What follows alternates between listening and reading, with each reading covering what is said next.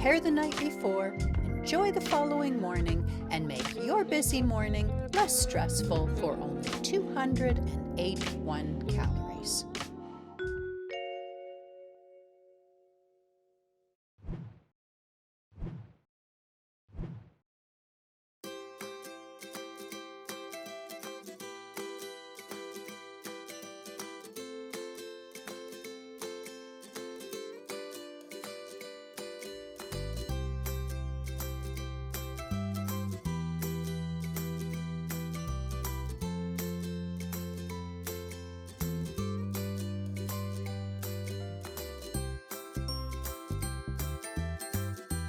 Favorite take-along container, pour your oats inside.